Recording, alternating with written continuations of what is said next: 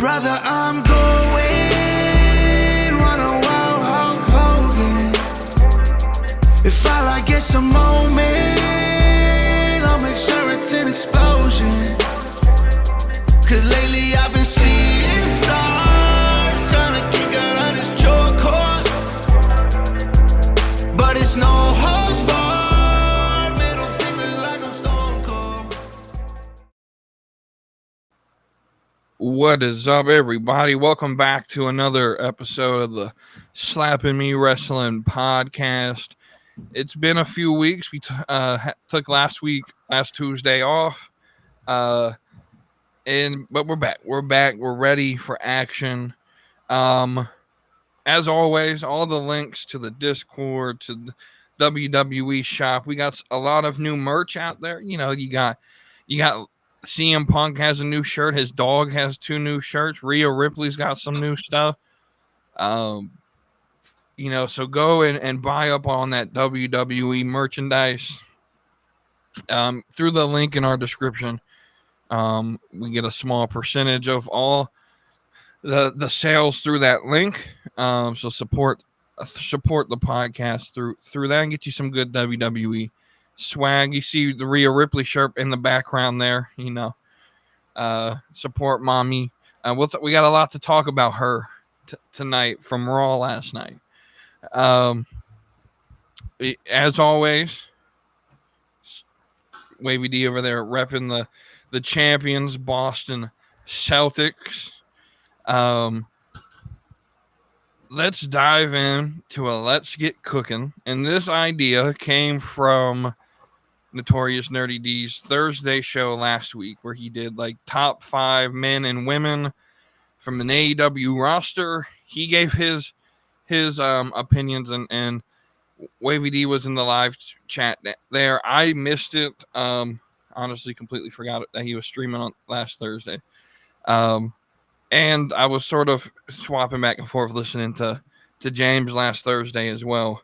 Something you got to know about that Beyond the Junkyard podcast. Thursdays, 9:00. If you want some of the most biggest cat you'll ever hear in your life, tune into that show because he be capping all the time. But with that, so it's top 5 men and women. If you were creating your own roster that you would take from AEW, we'll start with the men. We'll go one by one. So who would be the first person you would pick from the men's roster from AEW? So the number one person I am taking is very easy answer is MJF. I'm taking MJF. He's the number one guy I'm taking. There's other names out there, but MJF, he can go in the ring with anyone. He's proven it time and time again. He has the mic skills. I know we debated a little bit earlier about in chat about how sometimes he just goes for too much of the pop, but he has displayed that he can do storytelling and that he can promote the best of them in the ring face to face. And so I think MJF is the best guy I would take with my number one overall pick if I was going to take somebody. Right. So with that, I agree that MJF is probably the best guy on the roster. But when I'm starting, I thought of this, if I'm starting a company and I had to take 5 people, I don't want their top 5, because the issue that we'll run in with that is everyone's going to want that top spot. I'm looking to build somebody. And in order to do that, I need a veteran who can teach some of these people the ropes here. And so with that, I'm taking Chris Jericho. I think he has to be on your roster. If you're taking someone, you could go Christian or Copeland or Danielson for that veteran role. My issue with them is they still feel like they're 25 and are willing to do the dangerous shit. I don't need you to do that. Jericho's willing to evolve, to do what he knows he can do and do it best. He's not going to want a world championship, so he's not going to be in that position. He's just there to teach the young guns how to get themselves over and to help promote the new roster. So who would be the next person you take? Speaking of the young guns, if I could take one slot and fill with a tag team, I would take the Gun Brothers. Mm-hmm. What's it? It's The what's Gun their names Club, again? yeah. The Gun Austin Club. and what's their names? Austin and Cody. it's not Cody. What is the other gun? Dylan? No. Colton? Colton. Yeah, Colton. Is Colton? Is that their names? Yep, Colton and Austin. Yep. Yeah, I'm taking the Gun Brothers, Gun Club. I'm taking them. It was crazy because one of them, he just did wrestling because the other one started doing wrestling. I was watching Billy Gunn talk to Chris Van Fleet about, and one of the topics was his sons and how they got into wrestling. But they're both pretty good naturals in the ring as far as in-ring work. They have the in-ring personality and characteristics and the energy. The promo skills could still use some work, but they're an up-and-coming tag team that I see being involved in the business for years to come. And I think they're going to reach the mountaintop in multiple industries, multiple promotions. So I'm taking the Gun Brothers. Yeah. So if I went the same route in terms of, if you give me 5 slots, I'm gonna get a little bit of that extra bang for the block, and why not go with the Bang Bang Gang? I have the Guns on my list as well. I think of the younger tag team, like you could go FTR, but again, they're a little bit too old. They FTR to me just doesn't. They don't draw outside of like the super hardcore fan base. And so they're a little bit boring. Even when they were in WWE, not a lot of people really cared about them. And that to me is one of the reasons why I don't consider them one of the greats, is if you can't get over in WWE. I know their tag team division hasn't really been good in terms of booking, but even when you were there, like, you couldn't really get yourself over there. So I can't say you're a great if you haven't been to the top of the mountaintop. So who would be the next person on your men's roster? All right. I'm holding off on the big names because there's one person who I have a lot of faith in, and some people look at him as the what's his name, what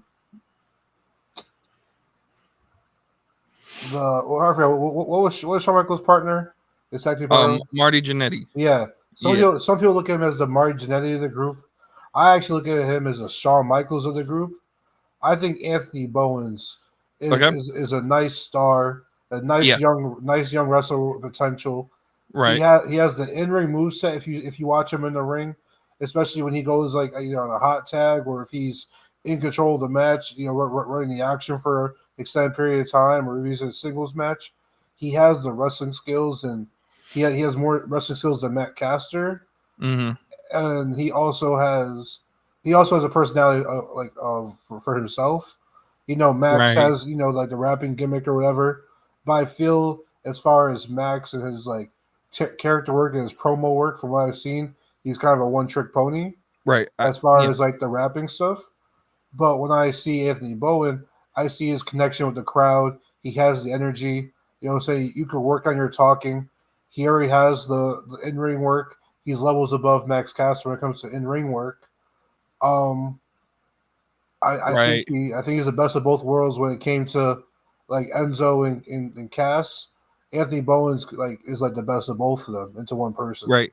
So sort of another example of Enzo this, Dawkins type. There you go. That was what I was about to say. Dawkins is sort of that like Max Caster type guy where he has charisma, but he's definitely holding down Montez Ford. And so I think I actually agree with you. Of the two, I think Bowens is the best. I don't see, what I mentioned with MJF of like a lot of his promos is just for the pop. That's what Max Caster is. He's just there to get a pop, but outside of that, he doesn't really say much of anything. And so Bowens is better in the ring. I think he's better on the mic. If we had to compare both of them, Bowens without a doubt is the main star of that group. I like that. So I'm going to go somewhat in the same direction of sort of a bigger guy, and that's Wardlow.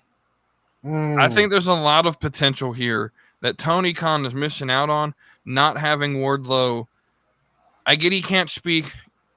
Give him a mouthpiece. You had him in the Callis family or whatever. I think he was in, or he was in one of those groups. He was he was in the Adam Cole one. Yeah, Adam Cole's group. Yeah. Why can't they talk for him? Granted, that team's not really the greatest talkers either, but give them someone like Callis or someone like Stokely Hathaway, and give them a mouthpiece. You can build the next Brock Lesnar type character, and because there's that much potential. Wardlow, when he was at his best, was one of the hottest things on AEW. That feud against MJF was very good. When I see Wardlow, I see shades of Bobby Lashley. Right. I think Brock Lesnar was, slightly more athletic. A lot more athletic. I see him, more that Bobby Lashley type, where he's still pretty very athletic, above average athletic, but he's more like too muscular to do what Brock did, because Brock was a freak of nature athlete. Doing like shooting star presses.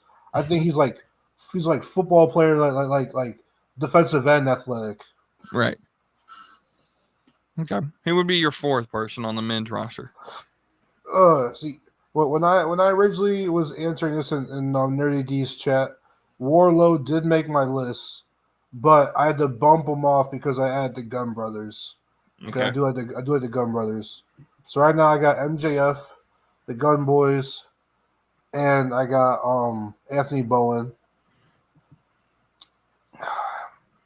I still think he's too good to pass up on, and I think his mic skills aren't that far behind. I think, especially if you can push other wrestlers such as a Gunther or a Dragunov or a Bron Breakker, if you can push these overly aggressive guys who don't have the greatest of mic skills, you can push this guy as well, which I'm going with Will Ospreay. I think he can speak well enough to get by in a feud. As far as what really helps him is he has the accent. So the accent kind of to Americans makes him sound a little bit tougher, because it's when we think of wrestlers and their promos and stuff, they're acting, and one of the hardest parts about acting is when you got to put on an accent, you know what I'm saying? But he has the accent naturally. So when he speaks, he just seems like he's naturally tough. So I buy it when he's talking to somebody in the ring. You know what I'm saying? He's like that rugby player, tough guy persona. Mm-hmm. And he can go in the ring with everyone. We know he's the best, in ring, move for move wrestler in the world. So I'm get Will Ospreay and get some feuds out of him and MJF at the top of the card. I'm gonna build up Anthony Bowens for my mid card to potentially go to the main title picture, and then I got the Gun Boys to hold down my tag team division to start off. So that's my first 4 picks. So I don't hate Ospreay being a pick. He's not the type of person that I would put on my roster, because he doesn't aim to the people that I hope to have watch my show. It's not that he's bad. I just don't find him in that area of sort of the entertainment side of the business. If I was building a straight wrestling roster, without a doubt, he'd be on the list. But I also probably wouldn't have the rest of the people on here. So in that realm, I went Orange Cassidy. I think Orange Cassidy, he's grown on me in the last 5 years. I thought he used to be the dumbest thing that they had. But I think if you allow him to actually wrestle without the hokey soft kicks, which are still fun to do, but he can wrestle without it. He's pretty good there. We see a little bit of his promo ability with this feud with Trent, where he can actually talk. He doesn't have to be the sort of super lazy gimmick. Orange Cassidy has a lot of potential that I feel you could put him in there, segments with a lot of other good wrestlers. And he could hold down a mid card. I think he proved it with his title run, the international title run that he had. So who's your last on the men's roster?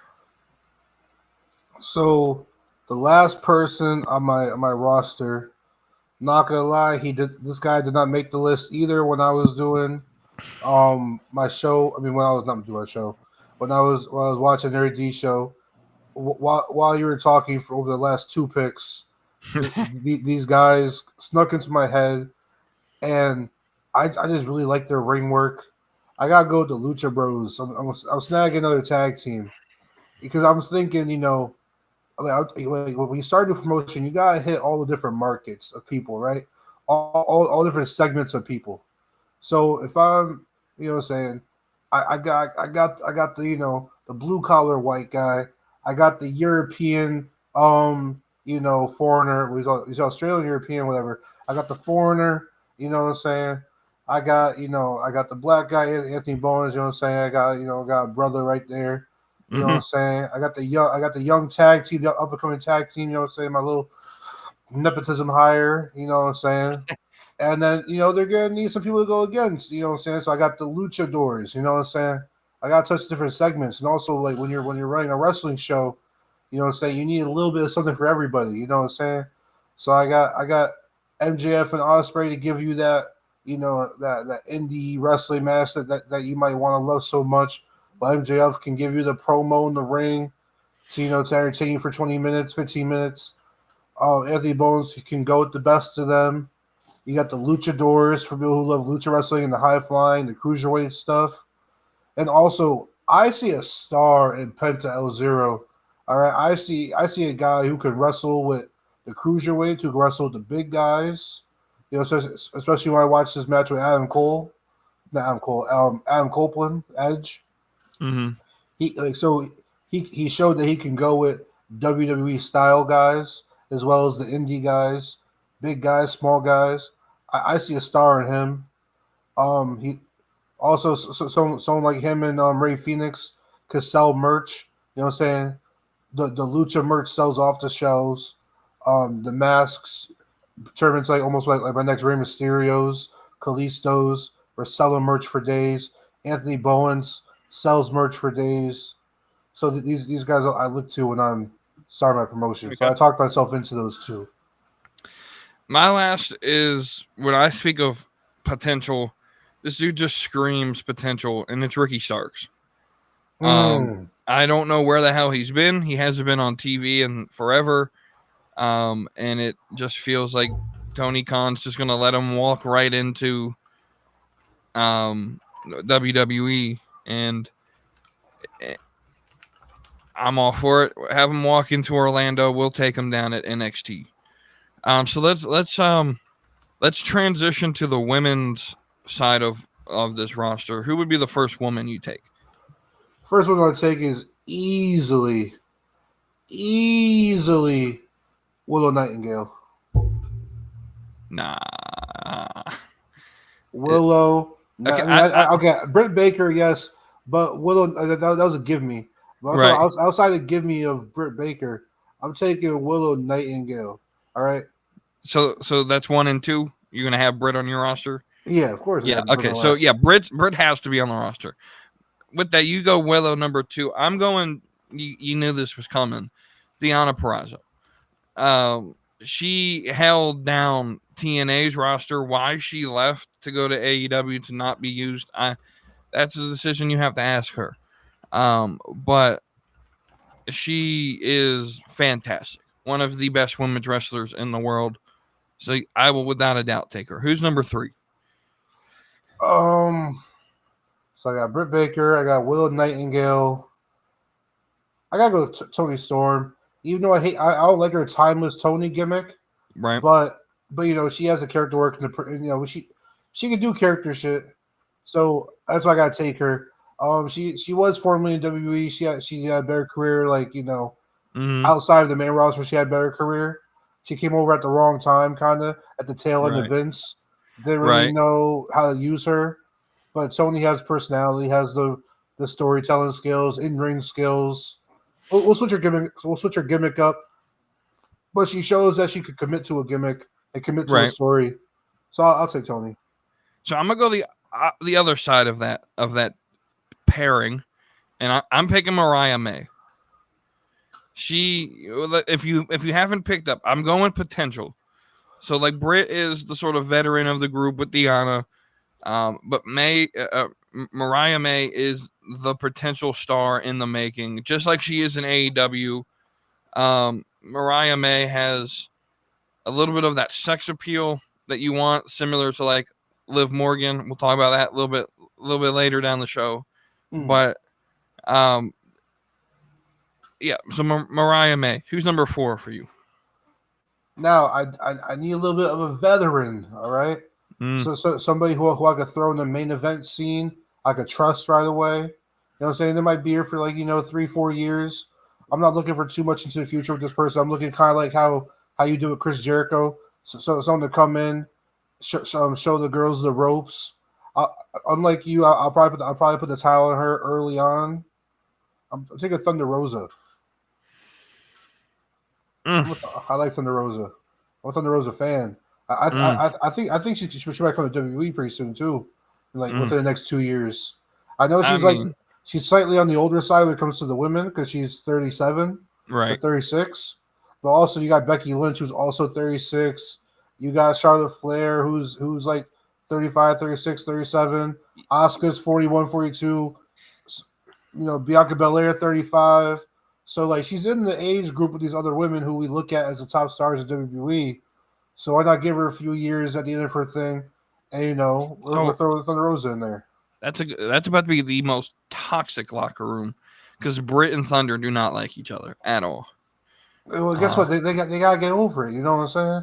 But also, I think that's because AEW doesn't have leadership in backstage. Yeah, you know what I'm saying? You're right. So You're right. You're not wrong. When Big Wavy is running the show and they know who to answer to, and I put people in the right spot to make these people productive, and we have a common goal. Right. They're gonna work effectively. Right. So I like the pick. I'm not the biggest Thunder Rosa fan, to be honest, but I like the pick. My number 4 is Chris Statlander. I think she it speaks for herself. Her in-ring works great. If she could just stay healthy, she probably would have been champion by now. She's very good. She's a little bit on the bigger side, so she could play like a bully type heel character, like what they're trying to do with Nia Jax. And so, who's your last woman that you would take? Chris Statlander. She's number 5 on my list. Okay. She beat out Saraya, and I'm not too familiar with Mariah May yet. I know she has the whole storyline going on with Tony, and I've seen some stuff from her. But from my knowledge of her, from what I've seen of her, she's just been eye candy or manager, ringside type of thing. I haven't seen too much of her in-ring work, so that's why I go down the Mariah May route. Saraya, it's past her time in WWE. She had her chance, right? But she's also an injury risk, Yeah, I think with Saraya is even when she was at the top of her game as Paige, were we at all really sold? Outside of the hardcore European fans, it was because she was different. That's why. It's because she was different, right? Because she came in at the midway through tail end of the Diva era, so right. She seemed more like a wrestler and an anti-diva, so that's why she got more attention at that time. And I feel she honestly not deserved, but would have gotten in today's wrestling world. Right now, this roster of mine has been built solely on potential. So this last pick's gonna be just the same. Y'all listening probably gonna laugh, be like, "Who the hell is this person?" Red Velvet is a star in the making. If Tony Khan, now this goes down to a different conversation that the IWC has been having all week. What feels like they always tend to come to this conversation at certain points of how AEW doesn't necessarily treat their black superstars the best. That's not a conversation I really care to join. Y'all can have your opinions on it. All I know is Red Velvet's never on TV. I don't care what they're doing in ROH. Athena should be on the main roster, or I guess on AEW.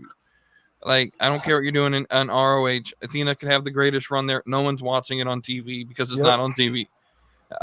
And so Red Velvet has potential. I saw it when Jade was in AEW. You know, she could be a centerpiece of like a mid-card women's division that we could build as I'm pushing Purrazzo and Baker as the first big feud. I can build up a Mariah May, a Chris Statlander, and a Red Velvet to sort of take the reins from them. To those not familiar with Red Velvet, would you describe her as I would, as a great value last legend? I don't like the comparison to Last Legend because Last Legend's freakishly big. Like, Red Velvet's not 6 foot. She's like, but she's more on the muscular side, though, right? Isn't Red Velvet on the muscular side? A little bit. I mean, I see where you're coming from. Yeah, I can see where you're coming from. I would probably say more of she plays sort of that role that Sasha Banks played her last run in WWE, the sort of like heelish, but sort of like a. Did you watch heel Bianca in NXT? Where Bianca was sort of just like ghetto. I've seen highlights and clips and stuff like that. Yeah, it was a little bit like that. Is what I would book her as, a little bit like, yeah.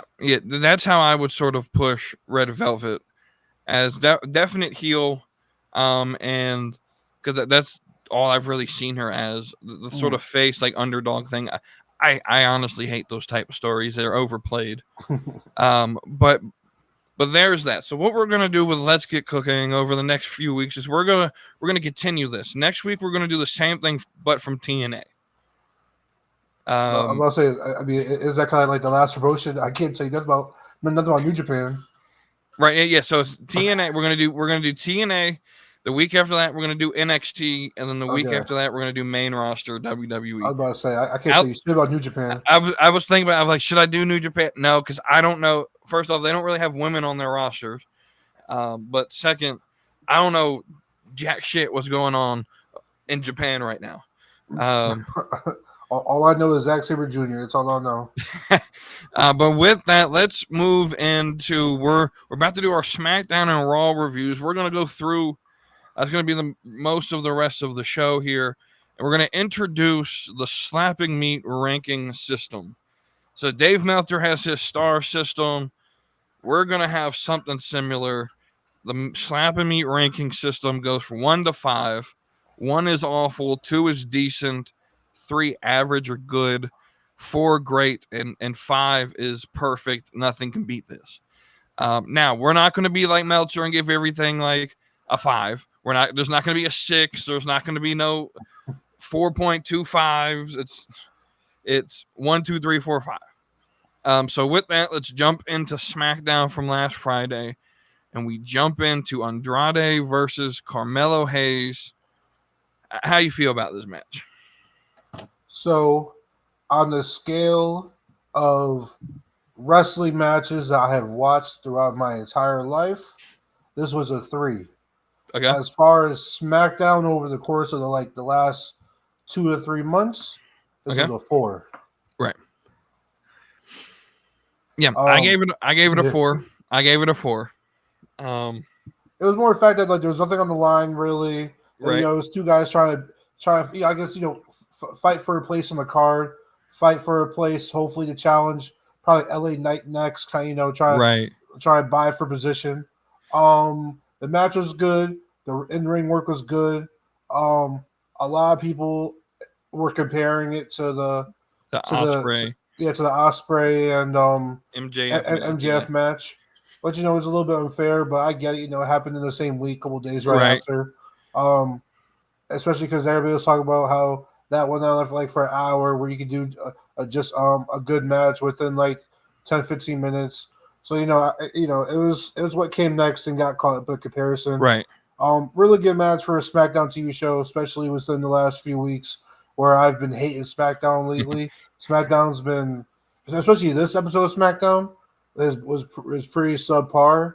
Mm-hmm. From my personal opinion, I'd probably give the SmackDown as a whole probably 2. And Okay. but that's what I got for as far as Andrade and Carmelo. A really good match, not much on the line, but we're trying to fight for position. Right. So I like the match for what it was. I'm not going to sit here and sort of judge it on what I thought it should be, but what I do know is if they would have built up a story and put this on like a pay-per-view, like Bad Blood or something, they could make a banger out of these two. And so all this is trying to jockey for position for who gets the next for the U.S. Championship. Is essentially how I looked at it. My fear with how good this match was, though, is that they're going to see that Carmelo Hayes can put people over, and he's not going to be able to progress up the roster because, similar to something like a Ziggler, where Ziggler was known for putting on great matches that got other people over, so they never took him out of that spot. That's my fear with Carmelo, is he's so good at what he does that they're just going to put him there. And it's not a bad career. You can make a great. I mean, Dolph Ziggler made almost $1 million a year for 10 years straight, wrestling 3-4 times a month, and losing all of them. So I mean, Carmelo, it's not a bad gig, but I think Carmelo has a lot better potential, more potential to be. I think he could be world champion, and WWE. I really do. So for the match itself, I'll go ahead and give it a 4. I'm with you. I felt like a lot of the show was kind of blah, especially the next big thing, which is Nia versus Bayley's little interview promo. I don't really got a lot to say about it because not a lot really happened here. It was a 2 as far as number wise. Yeah. 2. They did not put Nia in a good spot to succeed. They got to play more to her strengths, which they've done pretty well over the last few months. They started playing to her strengths since she came back at the Rumble. They've been playing up to it better. But putting her just like in a straight talking segment, not even like face to face, just over like a webcam or over whatever, is not even close to her best stuff.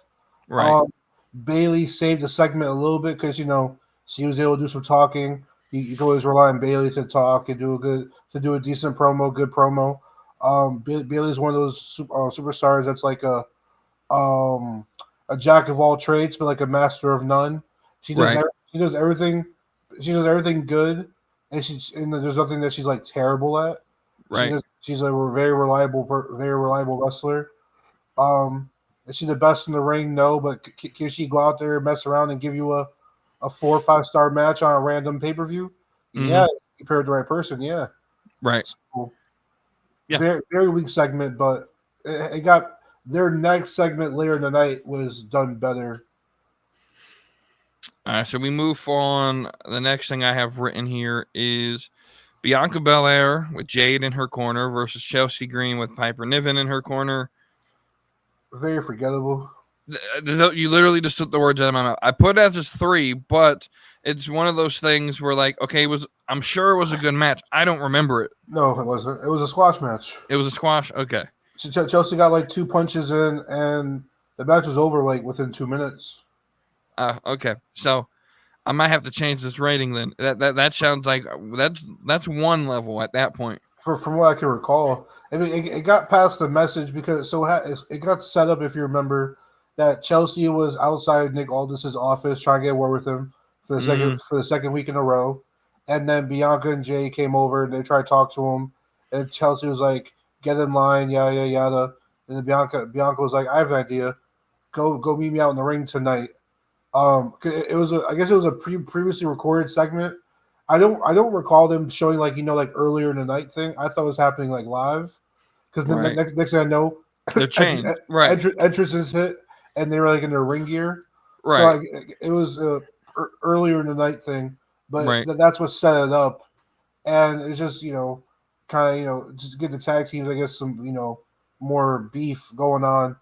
And then after the match, I think the witches were on the screen, the Unholy Union, and they said some words or whatever. And then that was kind of the segment. Okay. Give it 2, give 1 or 2. Yeah. We'll move on, though, to one of my favorite segments of the night, and that is LA Knight versus Logan Paul in their promo. Let me tell you something.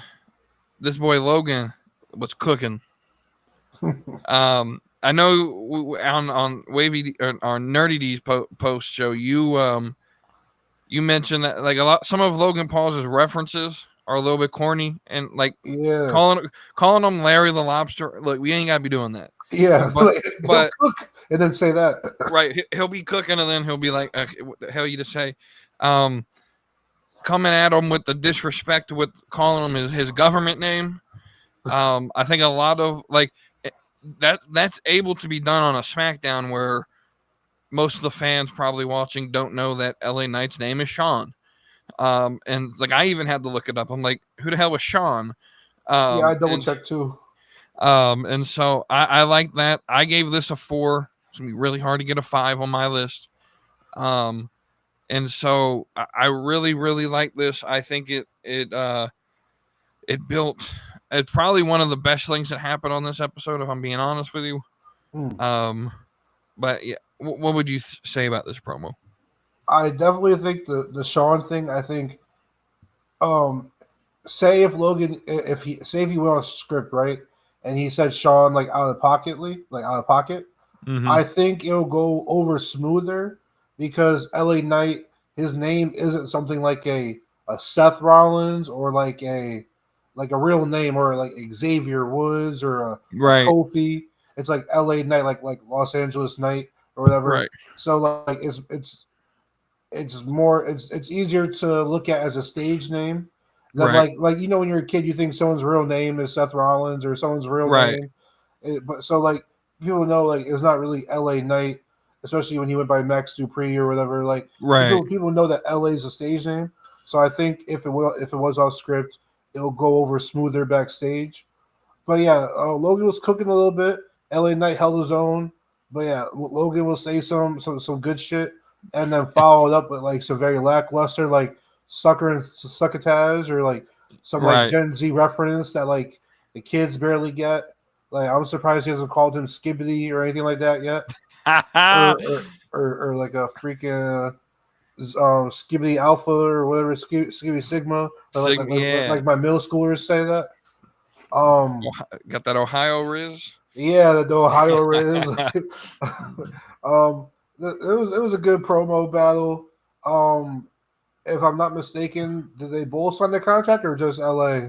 They both signed it. Did Logan signed it? I remember. Logan signed it. All right, so it's signed. They're ready to go. Yeah. Next week, if Logan does show up, well, he probably will because SmackDown will be in Ohio because SummerSlam's the day after. So I assume next week is going to be either in the same town or the same arena. No, SummerSlam's going to be in the big arena. I think SummerSlam's going to be at the Brown Stadium. I think the SmackDown's going to be where the Pacers play. I believe not the Pacers. Excuse me. Who the fuck plays in Cleveland? Where the Cavs play. Okay, cool. That's where I belse it's going to be at. All right. So yeah, Logan Paul might show up. He might not. Probably will in some capacity. Not much else has to be done to build that up. That's kind of all set in stone. So I agree with what Nerdy D said. I think the stories are set up. We're just filling in blanks right now, and it really works. It fits perfectly that Triple H did this well. I got to get this story built while we're on USA or Fox before the Olympics. And he's accomplished that. Every single as we go to Raw, we'll notice that all of Raw's stories are set up for SummerSlam. So the next 2 weeks, the fallout of SummerSlam and all of that, with it being on Sci-Fi, which not everyone gets, it's going to be one of those. I don't expect a lot to happen on those shows because it's on a different network, and so Triple H has built these stories very well. And this is coming from someone who literally just last Friday said Triple H, we got to slow down on praising him. But when he does things right, you got to give the man his flowers. The match card looks set. You shared it in the Discord earlier. It looks like it's set. I would personally add one more match, probably like a tag team match. I want 7 works. I would like a tag team match that they're probably going to get DIY defending it because Gargano's from Cleveland. Oh, isn't the gauntlet match for number 1 contender this Friday? That's what I believe. So hopefully they don't do the title match on the Friday before SummerSlam. Hopefully they save it for the card. That's what I would. Johnny's from Ohio, right? Johnny's from Cleveland. With sad news, if you guys don't know, a lot of people were looking at his dad's restaurant burnt down. So thoughts of the family. That's a difficult situation. His dad's been working there. He's there for like 50 years. Yeah. And I know a lot of wrestling fans liked going there when they went to Cleveland because, it's Johnny Gargano's dad's restaurant. But so, yeah, Johnny's got to be on the card. You don't go to Cleveland and not put Johnny on the card. I don't see how you do that. Hopefully the Miz can make an appearance, maybe as like a host or something, or a segment on the show, like a filler to break up the matches. Right. Maybe the Miz will come out and do like the attendance record or something. Who knows? Something like that. Yeah, they got something like that planned. Maybe he'll introduce Jelly Roll for us. Ooh, solid. But speaking of that, now that they announced that Jelly Roll is can we mute Pat McAfee's mic? Because the last time they had live performance was Royal Rumble when Hardy was performing, and Hardy's performance wasn't really all that bad in the arena, from what I heard. It was just bad on TV because Pat was singing over top of it.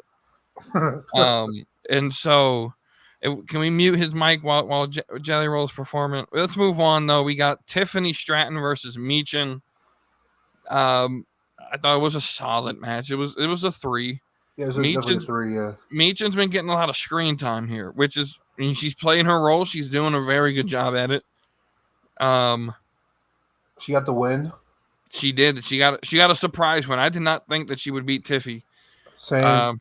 They did a good job also destroying the case, which gives a reason for her to come out this Friday with the new. Yes. I'm assuming it's going to be pink. It's going to say like Tiffy in the bank or something on it. Yes. Which is why I don't think she cashes in anytime soon. I think we go maybe like 2 or 3 months before she cashes in. You gotta sell those briefcases before she cashes in. See, you're ruining my prediction, because that was gonna be my prediction was gonna be she cashes in at SummerSlam. But yeah, if she comes out with a new case. You gotta tease her and I a little more. Right. If she comes out with a new case, you're not just gonna have her cash in, a week later. You got cases to sell. You got money you have to remake for building a whole new briefcase there. We then move into, I know there was a Bloodline vignette that played. I'm gonna save that to the end. I'm gonna merge the Bloodline segments together, that and then their beatdown at the end. I'm gonna talk about them as one whole thing. Before the beatdown, though, you had Cody Rhodes and mystery tag team partner that we could have seen from a mile away, Kevin Owens. We waited all night to figure out who this mystery partner is. I mean, I was seeing theories about how it was going to be Roman, it was going to be Jimmy, maybe even Jay, and no, it's Kevin Owens. And that was a little bit of a letdown. The main sort of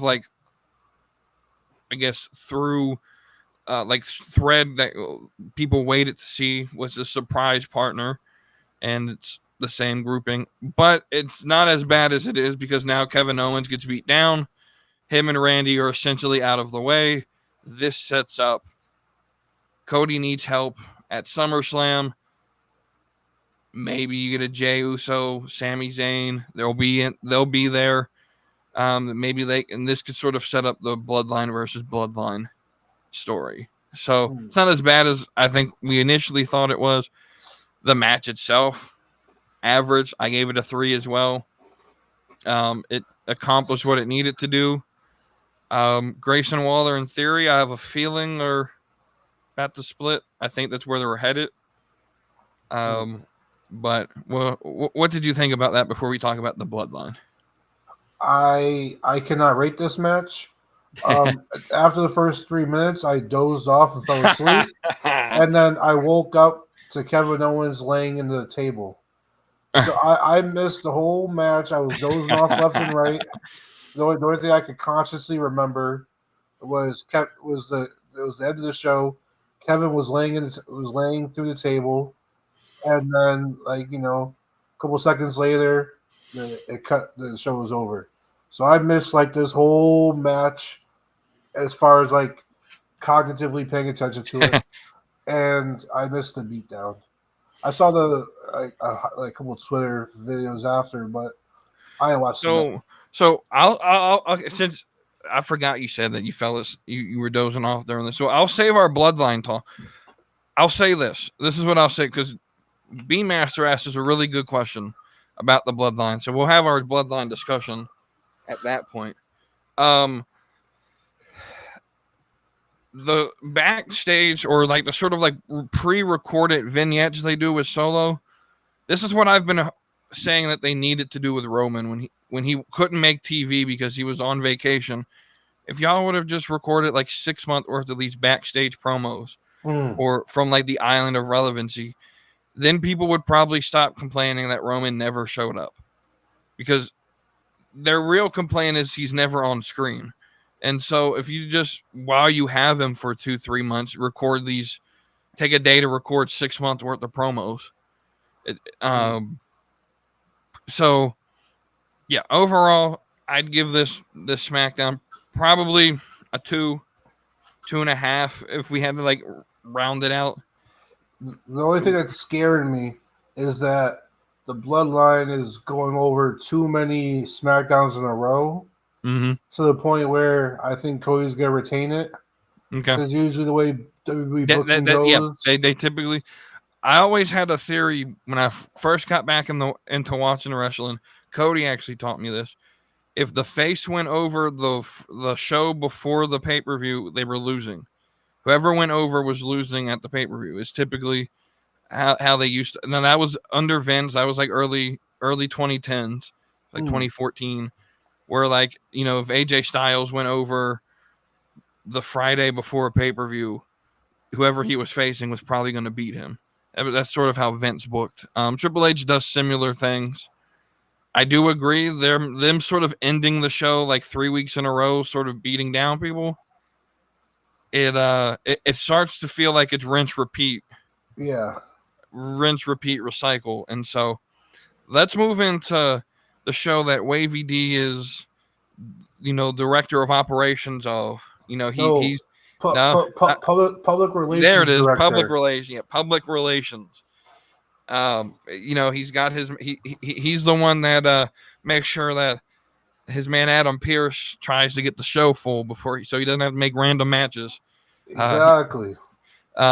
This is Monday Night Raw. We start out with a Gunther promo that involved Damian Priest coming down and responding with a brawl.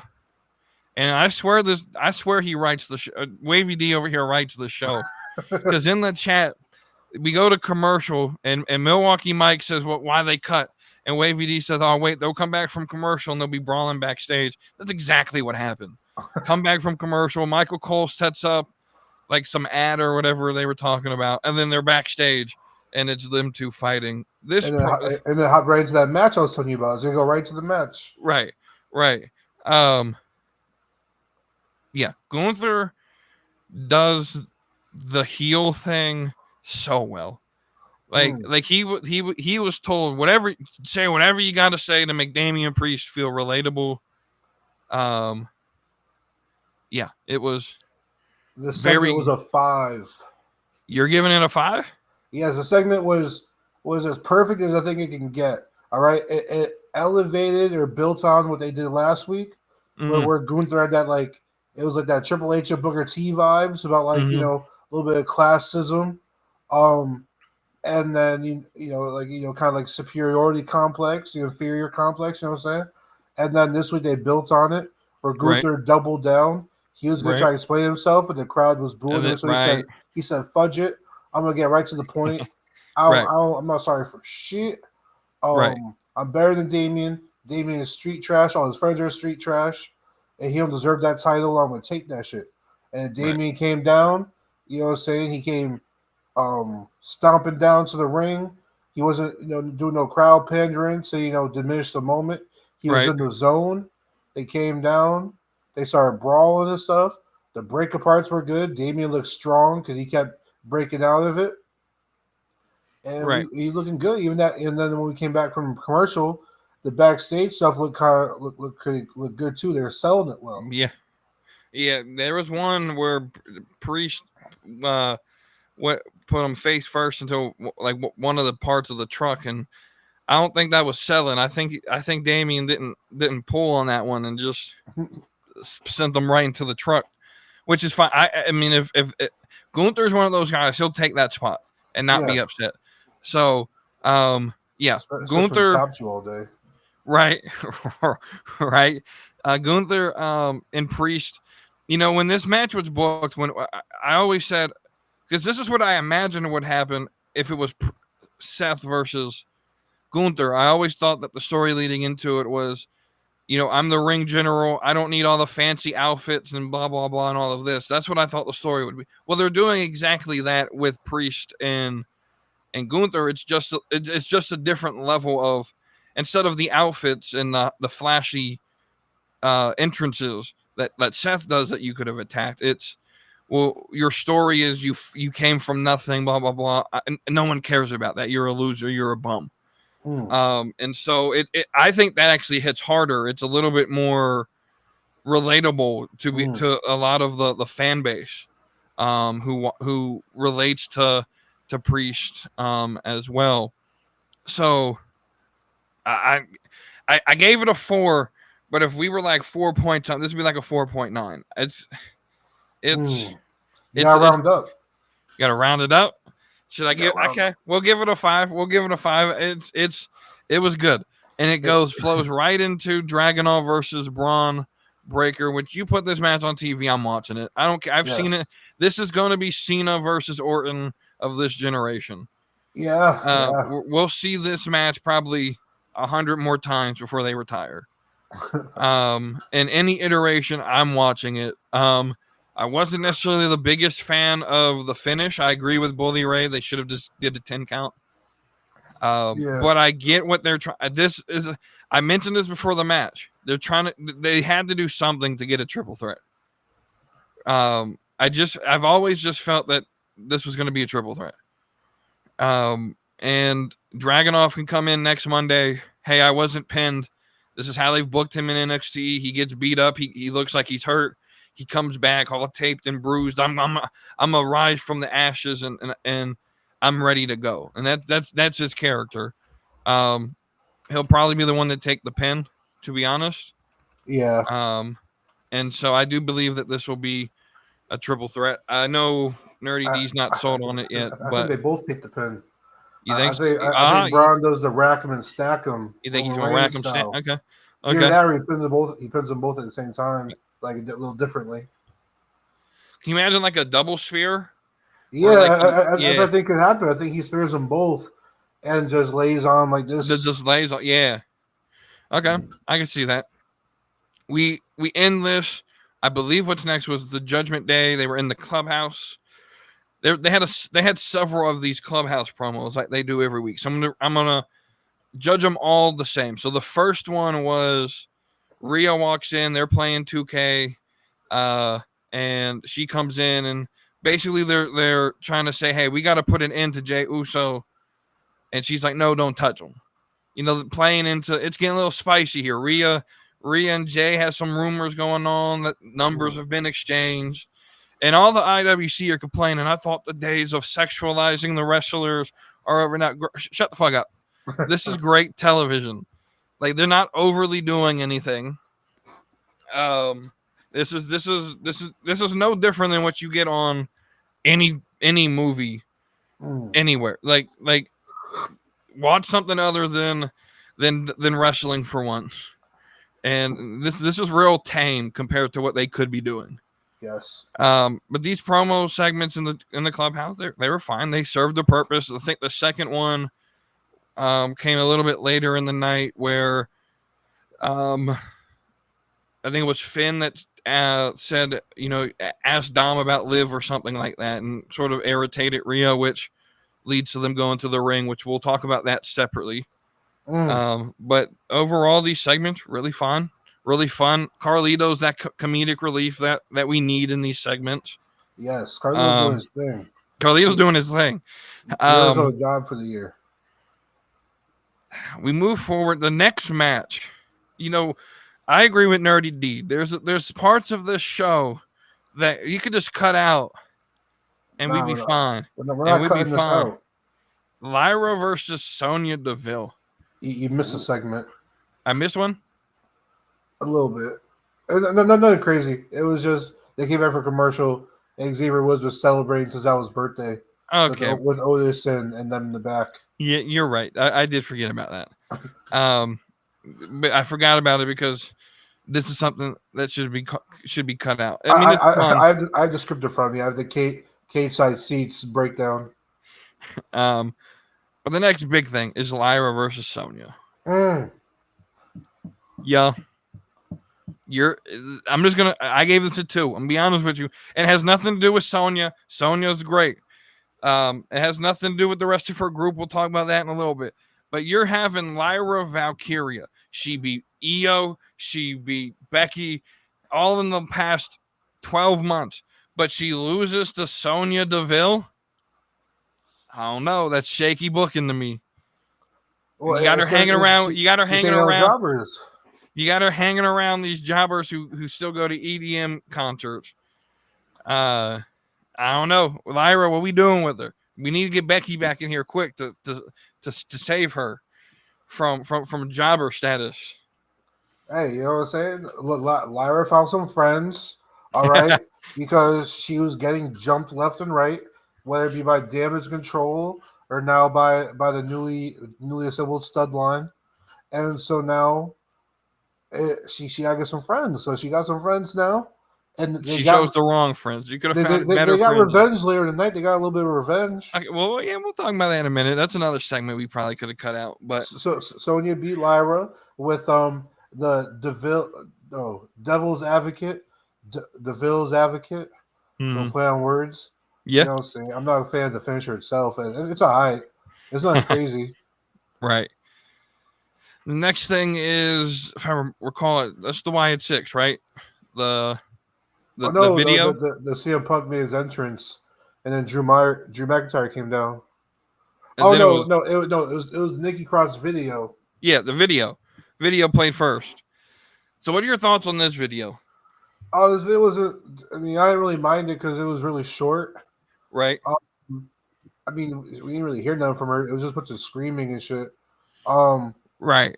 I mean, I don't really think we need that much about Nikki because she was actually one of the characters who was on screen, like what doing like all that staring and shit in the background, and she was here for the initial build up when Bray and the Wyatt 6 or whatever were doing their thing, right?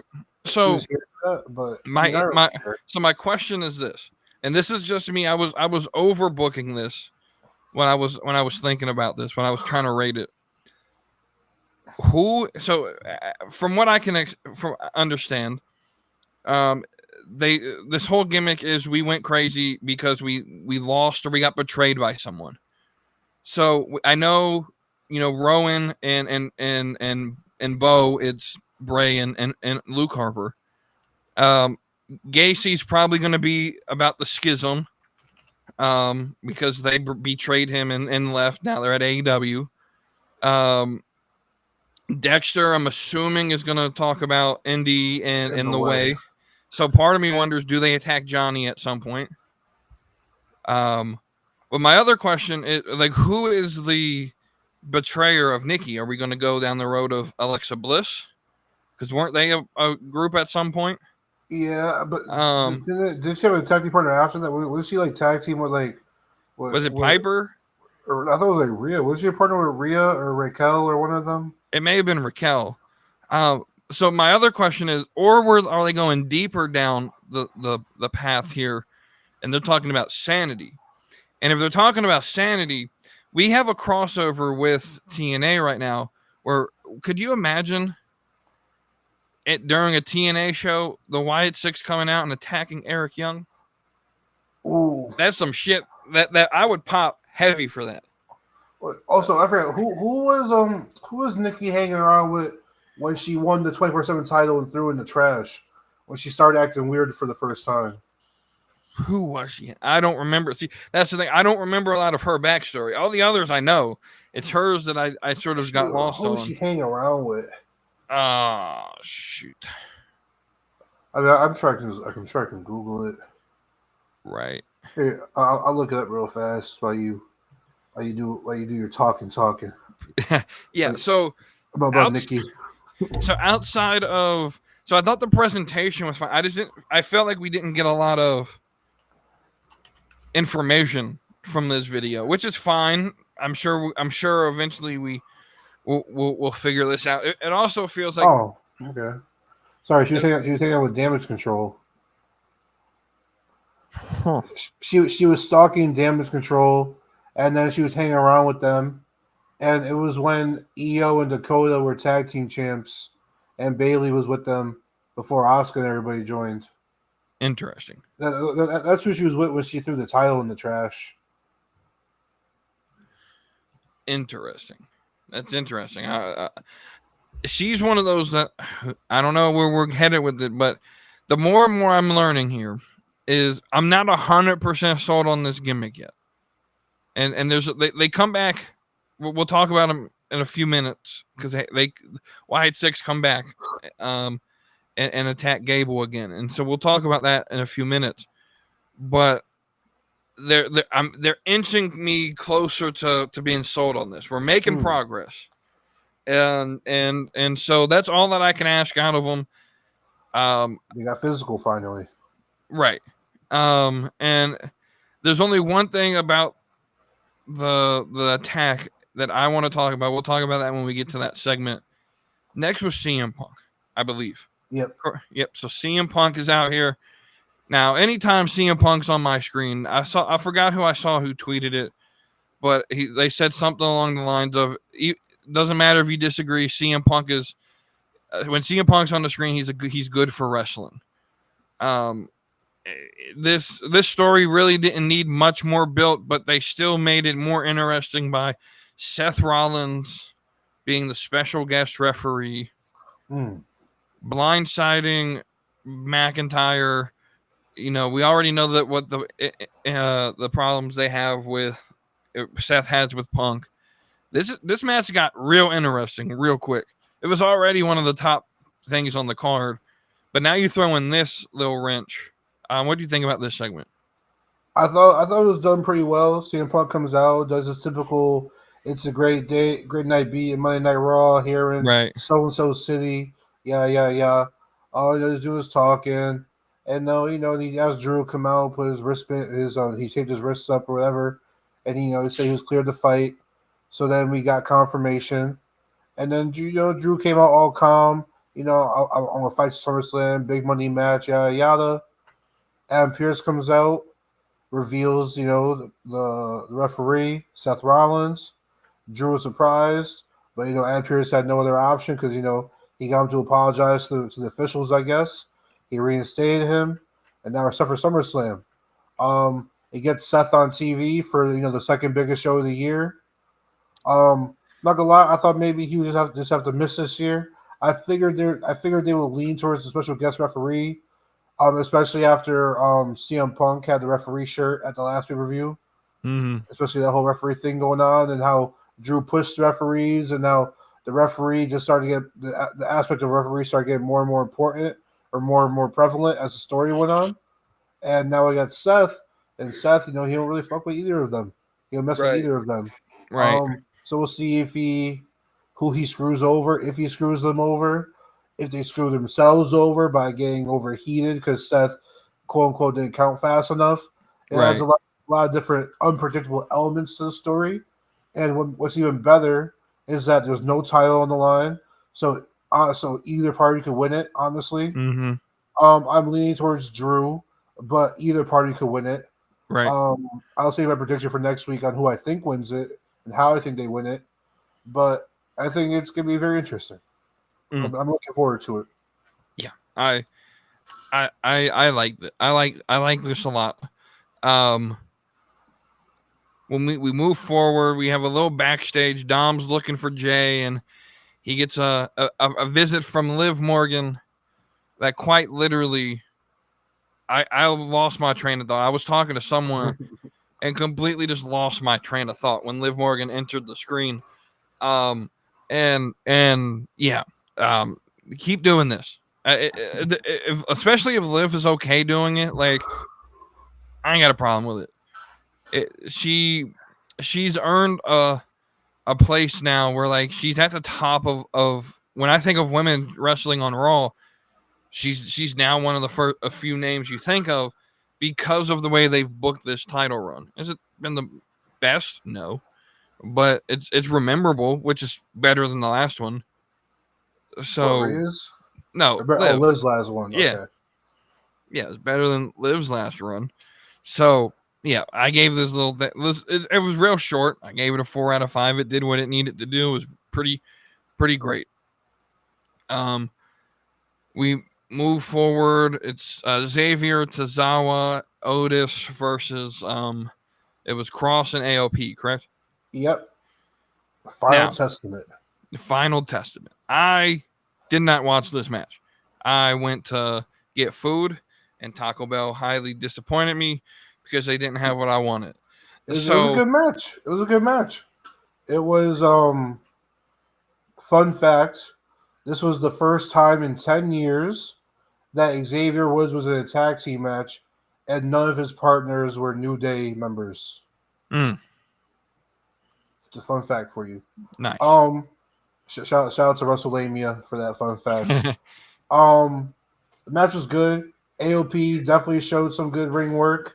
You know, showed why they were tag team champions in NXT. Dominant tag team champs. Karrion Kross actually looked better in the ring. He had some good moves. Okay. It looks like he has to do a finisher. It's not that wacky one. This one's almost like an F5 variant. It looked good. It looked smooth.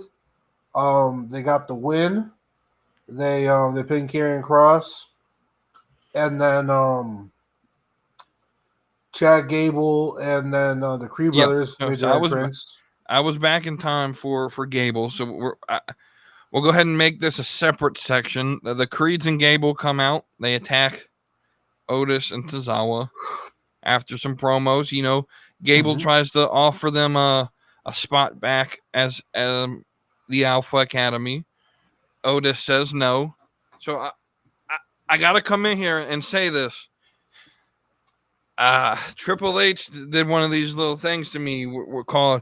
He came across my TV and slapped me in the face and said, "Don't ever question my booking again."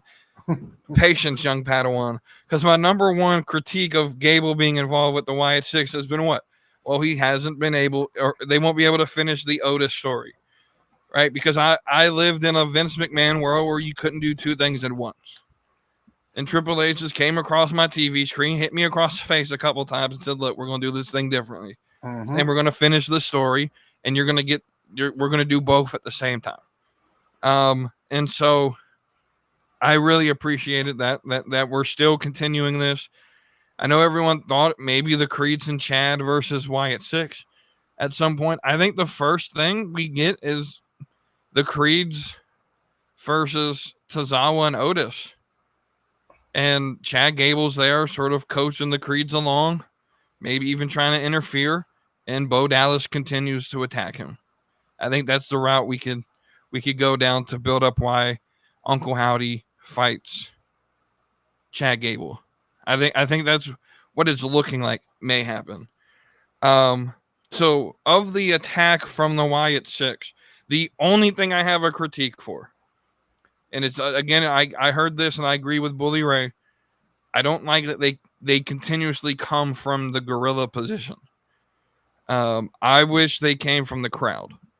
I think if you had one on each corner of the ring, made them feel trapped, and then Uncle Howdy attacked, it would, to me, that would be a little bit bigger. I think Bully Ray's critique was more of they should never walk through Gorilla, because the first time they showed up, they destroyed Gorilla. Now you're just sort of casually letting them walk through the backstage. Well, that possibly could be explained when Bo Dallas had his meeting with Adam Pearce. Right. So now this is a wild theory that I'm sure I'm not the only one who thinks of this. I think Pearce is in charge of this bit, or involved in this in some way, shape, or form. Pearce is in on this hit on Chad Gable in some way, shape, or form. That's the only thing I can use to explain why you just let these groups of people and you haven't arrested them yet for anything, or So that's my wild fan theory for the week. But I like this a lot. I'm giving it a 4. I like the attack. You finally see Bo Dallas. I've always been a fan of Bo. I think he's better in the ring than Bray was. And he's only 33. That's crazy. He's been around for a while too. He's only 33. Yeah. I think he's better in the ring than Bray was. I think promo wise, you can see he's sort of held his own with this gimmick. I think he has a lot of motivation to make sure this thing doesn't suck. And if that was his ring gear that he had on Monday last night, I think it was pretty decent ring gear. Yeah, he had the sleeveless shirt. I think just like some long black pants. Had the mask on, or whatever. It wasn't like a full ass costume. It was just no different than Rey Mysterio. You know what I'm saying? So I think his ring attire was decent. And if the others dress similar to like that, just wrestling gear with a mask on, I don't will be bad. My question with the others are like, there's no way in hell that Eric Rowan wrestles with that bunny mask on. Oh yeah, true, yeah. So. And also isn't Dexter's mask isn't the beak too big, right? He has a beak on his. So I think that there's part of me wonders if like the mask that could be for like entrance and they can take it off and it's sort of like the spirit of whatever they are. Almost like when he had the goat mask or whatever. Right. Next segment is forgettable. Pete Dunne and Bronson Reed. Literally didn't even happen. Sheamus comes out, interferes. I gave this a 1. Cut this thing from the show. We really didn't need it. I understand Dunn and Sheamus are probably going to be the feud out of this. I feel like Bronson Reed always gets put in everyone else's problems and can't ever build anything of his own. So, what's your thoughts on this? I mean, there is a community question on this app for later. It was a clarification question about why is Butch or Pete Dunne mad at Sheamus? Mm-hmm. And then it's just because Sheamus went to do some solo stuff while Pete Dunne and Ridge ended up doing some tag team stuff by themselves, and then Sheamus stopped coming around, and then Sheamus just got hurt, and when he came back, he didn't even check on Pete. He just kept doing. He came back doing solo stuff. Yeah, so my understanding is like Sheamus was hurt, Ridge and Pete sort of separated, and then when Sheamus came back, he didn't like you said, he didn't check on Pete. I'm not even upset with like the storyline. I think it makes perfect. I think it's fine. I just the person I had a question about was B Master. Yeah, a question on why they were beefing. Yeah, I mean, the story's not that complex. Pete Dunne's just upset that he didn't get checked on by Sheamus. Yeah,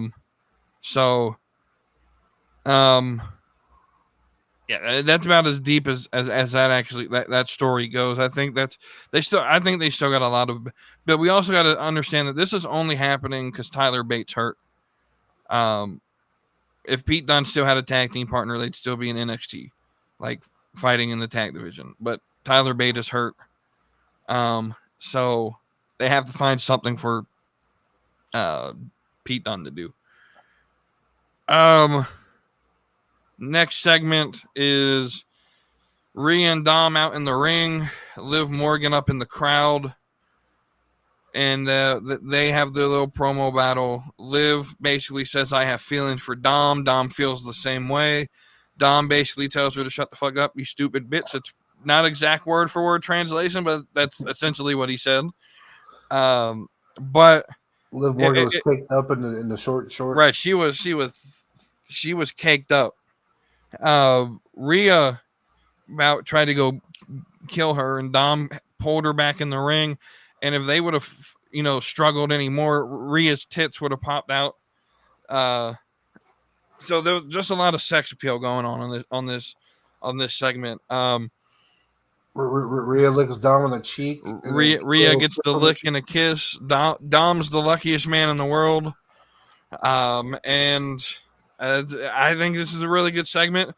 Built the story, but there's not one person who's watched wrestling longer than 10 minutes not know what the fuck's coming at SummerSlam. Dom turned on Rhea. If you've watched wrestling for longer than 10 minutes, you know what's coming. Like, it's very obvious. He didn't choose Liv, and now he's going to choose Liv. We all know what's coming. Like, it's pretty obvious. We get to the next segment. Selena Vega comes out holding a chancla and a busted up arm. She still fights. She still fights, and her opponent is none other than Zoe Stark, baby. Zoe Stark, the future of the women's division. Nah, stop that shit. Miss Monday Night. I'm tired of seeing this woman. She has the amount of charisma as a paper bag. Well, guess what? That paper bag, if you cut some holes in it, you color it a little bit. It's a nice, entertaining puppet, a mask. Entertaining. Yeah. Well, I'm tired of seeing her and her whole faction. I don't understand it. What the hell Triple H see in this group? Now, I did like that. I wonder if Max Caster is going to have something to say about that tomorrow. He likes to bring up WWE. All the fans are like this on Twitter. They're holding up the twos. Yeah. I think they're doing something like this or whatever. Yeah. The stud line. The Butchwhackers. Right. Zelina won this, right? Because I know she won with the Yoshi tonic. Yeah, because Lyra and the jobbers come down and attack the stud line, and we get me and Yim coined it on Twitter. Okay, right. Me and Yim coined it. So if me and Yim said it, it's cool. That's the name. That's the name. That's official canon now. So we then lead to the main event: Sammy and Jay versus Judgment Day. I thought it was fine. I think it's cool to have Jay and Sammy together. Maybe teasing them joining the Bloodline. Maybe, who knows? Maybe we're reading too much into that. I'm not a big fan of how the show ended. It was sort of rushed. It just felt rushed with Bron coming out, and then I don't know. I just didn't like that ending. Overall, I thought this Raw maybe like a 3. Maybe we could round up and say a 4. This Raw was solid. All right. Right. It was close to perfect, but it wasn't quite perfect. I'll give it a 4. Okay. All right. Okay. But we have the evolution and the development of the stud line. We have Judgment Day. You're like the only one that's happy about the stud line. Nah, go on Twitter, yo. Twitter is loving it right now. Twitter is loving it. Okay.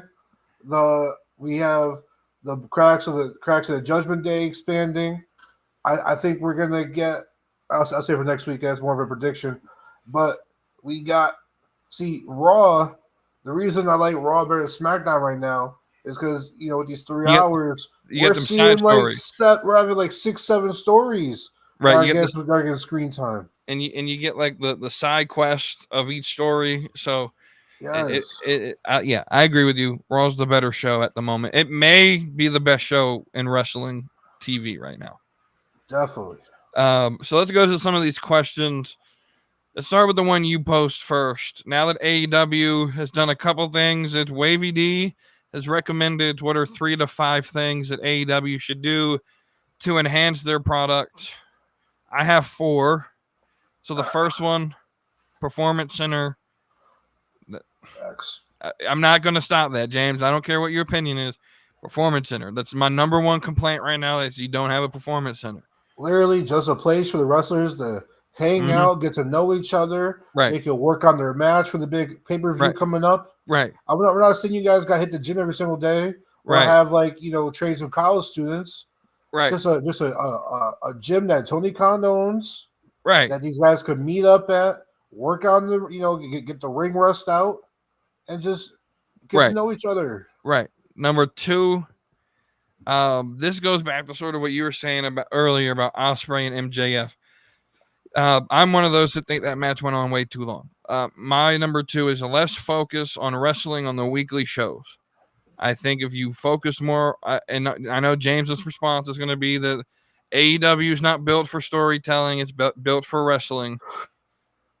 But we need a reason why the match is happening. And if you focused on that and saved the 60-minute banger for Wembley or some other pay-per-view, the match would mean more. So I'm not fully on board there, just because AEW, if they want to stick to their moniker, wrestling, all about wrestling. Say if you want wrestling in a wrestling show, if you want 80% of your show to be wrestling, that's fine. Mm-hmm. I just think you gotta save your pay-per-view level matches for pay-per-views. Right. If you want to run 6 or 7 wrestling matches in a 2-hour thing, go ahead. Each match, you got a little 10-15-minute match, amongst, some lower card guys, some mid card, mixing some main card guys. Mm-hmm. But save these super spots and these super big matches for your pay-per-views. So you gotta sell them junks. My number 3 is they need to have smaller pay-per-view cards. These 16, 17 match cards, too much. Yeah, you got to earn a spot in pay-per-view. You got to earn a spot. Right. And then my number 4, sort of similar to what they've done with Collision, where they went to that 1,200 seat arena. You need smaller arenas on Dynamite. Is that a permanent thing, or is this for the summer? That's like a summer thing. I think they're doing it for a month or 2. But I like the transition, and Dynamite needs the same thing. Dynamite averages 3,000 to 4,000 people. Why are we running 18,000 seat arenas? Go find some small arenas. You don't have to go to the big markets if they don't have a small arena. Instead of going to Dallas, you can go find, some little podunk town in Texas people will travel to. What I think for reason number 4/5 is. Do they tape Rampage during their Collision days? They tape Rampage at the end of Dynamite. So what I think they should do is they should run Collision and Rampage out of a studio show. So what they're doing now for the summer. So continue doing that for Collision and Rampage. Right. Run those both then, and then you could tour around Dynamite to smaller venues. Right. Essentially, Rampage and Collision need to be turned into what NXT is.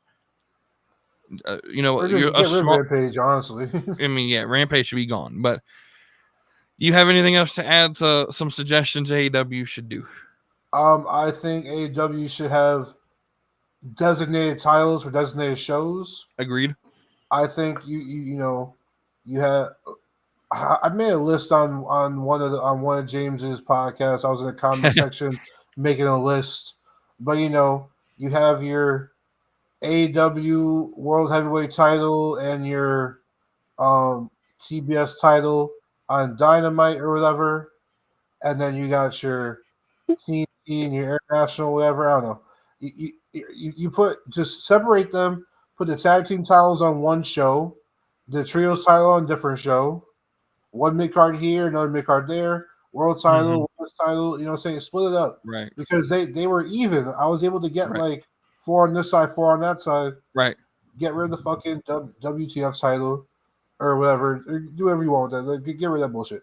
But honestly, separate rosters, separate titles. And use Collision as your B show, because that's honestly what it is your B show. And you put, you separate your rosters. And I think that's the best way to do it. Because when you run a show on Wednesdays, and they're typically on Wednesday, and then you do you need to get some filler content or you need to get another step in for your next show.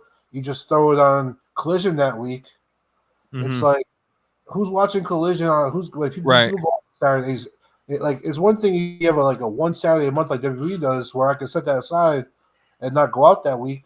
But if you're doing it every single night, every single weekend, guess what? I'm missing like most of your shows. Right. All right. So B-Master has a couple for us. The first is I'm gonna go with the easiest one to answer. He asks, "Am I in the minority that doesn't enjoy Raw?" I'm gonna be straight up with you. I think B-Master. I think you're one of the very few people that I know of that does not like Raw. So I think that's especially if you're saying you like SmackDown over Raw. It's one thing. It's one thing to say you're not digging Raw right now, but if you're saying you like a SmackDown over Raw, you might be the minority. Right. His next one is I'm gonna save the AEW one for last. Do you like the new Bloodline ran by Solo, who is more vicious, or the old Bloodline that was run by Roman, who was more cunning and manipulative? I definitely like the old Bloodline better, just because they also have like 3 years worth of stories and great storytelling. Solo's newer, but also Solo's not quite super doing it for me, especially because they got rid of their microphone and Paul Heyman, their voice, and Jay and Jimmy and Sammy are all great personalities, and you replace them with the Tonga brothers or Tonga twins, whatever, who have no personality. Right. And then you have Jacob, who's still new, but he's treated as like a savage. So he's like a savage, not a comedy guy. Right. And his wrestling is overshadowing your leader. Right. And even your leader, he got better on the mic, but he's still not the greatest on the mic, even though he got better. And he's just not the greatest in-ring worker as well. They're all, I don't know. The old ones have better wrestlers. I feel you. I think they both have their pros and their cons, and honestly, if I had to choose one, it would be Roman. I think I'm a bigger fan of the more cerebral mind game than just being outright, a brute. And that's what Roman did the best. Last question from the Discord. How is someone supposed to enjoy AEW after watching other wrestling shows that tell stories and tell you who a wrestler is? This was sort of a conversation James and B-Master are having. I'm gonna let you answer, then I'll put in C and add to what you have to say. So, I do see where James is coming from, even though they are gatekeeping a little bit, where it's like they complain that the viewership isn't up there, but then like when you're kind of gatekeeping and telling potential new fans, Google the guy, or you gotta put in more work. You gotta be in more work to be a fan. It's for the hardcore. It's for the hardcore folks. Right. Look for the sickos. Right. It's like, don't complain about the viewership or people's criticism on it when they're kind of giving you ways on how they would fix it or watch it. But at the same time, if they want to book for the hardcore folks, and the only true way to enjoy their product is by being a hardcore fan, maybe AEW just might not be for you. You know what I'm saying? It's not, you don't have to watch it. It's not for everybody. If you just want to turn your brain off and watch some wrestling and watch two guys beat each other up, AEW is a good product. You know what I'm saying? It has some high points, it has a lot of low points, but it has its high points. It has on a weekly show on the average, you're going to see a lot of in-ring moves that you're not going to see on WWE. It has a lot of good stuff. And I honestly, I compare it to old Prime TNA just without the character work. It's literally Prime TNA with no character work. Yeah, I can see that. Because even weekly TNA back in the day had banger matches. Right. Like you can go back and watch banger. Like they would have steel cage and like ultimate death matches and freaking asylum matches. King of the Mountain on a random King of the Wednesday. Mountain, right? Well, they didn't. King of the Mountain was more pay per view, right? I don't think they ever ran that randomly. But the Division X matches, they have the Abyss and his asylum matches. Yeah, him and Sabu on like random Wednesdays, right? And like it was, a lot of spots, a lot of crazy wrestling, but they also had the story to back it up. But and I think that's why TNA was so good, was because it was Look, ran and still ran out of a studio. If TNA, when they started, because the thing that I hate the most that these AEW fans say is, well, they're doing pretty good for 5 years in the business, better than TNA was doing. Well, TNA didn't have the funding that you had. If TNA had WCW too, right, if TNA had a billionaire, with a dad who is like the 50th most richest person in the world funding the show, and not Jeff Jarrett or Dixie Carter, I think TNA gets a little bit more. There's a potentiality with the type of programming they're putting on in the early 2000s. They may have overtaken WWE as the top spot if they had that funding. As far as AEW, I think if they went, if they swallowed their pride and they went to a studio show, like near some random college campuses or whatever, whether it be down in Florida or out in California, what I'm saying? Shoot, you literally own Daly's place, Tony. The reason Florida might be hard is because you got WWE down there. That's kind of like their spot, right? I feel like if they went out to California, like in LA somewhere, or just got a little studio, or even if they did something, they use pro wrestling tees. They're based in Chicago, so if you ran something with them where like you can get merch and stuff made there, you go to a Chicago show, you can buy your merch from PWT's actual store instead of having to wait to get it online or whatever. I see what you're saying. I agree. As for B Master's question, you really have to watch AEW from a different lens than how you watch WWE. You got to understand it's a different product. I don't necessarily like that mentality, but that's really the only way that I've learned to enjoy AEW is to understand that it's not WWE and that it's unfair to judge them as if they were WWE. Turn your brain off and just watch the guys hurt each other. You just gotta sit there and sort of act like you're watching an action movie that has no plot. Fast and Furious. Basically. But with that, we'll move forward. We'll end the show with Thirsty Tuesday this week. Sure. So the last on Friday, I gave week 3's matchups. We got a bit of voting in. Let me pull that up. I had it earlier. The winners are Roman Reigns over LA Knight, as assumed. Ricky Stark sweeping the voting over Ace Austin, which I kind of expected would happen. Well, I thought it was is that Matt Taven? No, that's Ace Austin from TNA. Oh, I thought it was somebody else. Cody Rhodes beats Orange Cassidy, and the man Ludwig Kaiser beats Wardlow. So the last 4 matches of the first round, we start with AEW's Juice Robinson versus Finn Balor. Yeah. Finn Balor all day. Looks like a hobo. Right. Country hobo. We have AEW's Daniel Garcia versus, I guess still technically WWE, Ricochet. I'll go Ricochet. I agree, Ricochet. We have the battle of the tag team partners, Grayson Waller versus Austin Theory. I gotta go Austin Theory. His eyebrows are a little bushy, but he fixed those up a little bit. I gotta go Austin Theory. Grayson Waller cool and all, but Grayson's my favorite of the group. But yeah, if we're going based on like looks, yeah, it's Theory all day. And then more built too.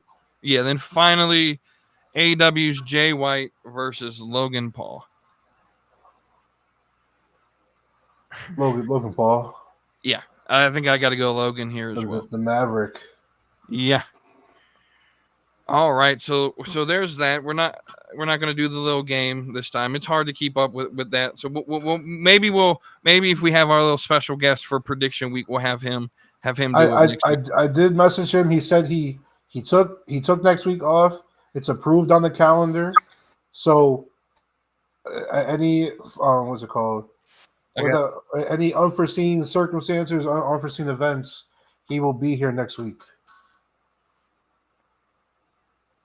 Perfect. So maybe we'll have him play that game next week after we do our SummerSlam predictions. That's the show next week. We'll just be straight predictions. We'll have, is it Steel Chair Twan? Yep, is Steel his name? Chair Twan. On TikTok. Yep. He's going to be a special guest to help us predict SummerSlam. But until then, y'all have a great rest of your week. We'll see y'all next week. Brother, I'm going run a wild Hulk Hogan. If all I get's a moment, I'll make sure it's an explosion. 'Cause lately